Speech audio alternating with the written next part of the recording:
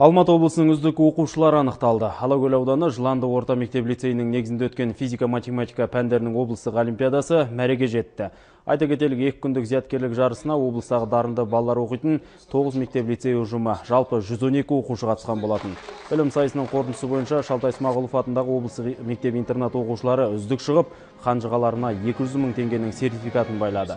Екінші орында Талдықорғандағы дарынды балаларға арналған номер 20 мектеп-лицей жеңіп алса, жүлделі үштікті 2013 жылдан бері жаратылыстану пәндерін тереңдетіп оқытып келе жатқан Жыланды орта мектеп-лицей оқушылары иеленді.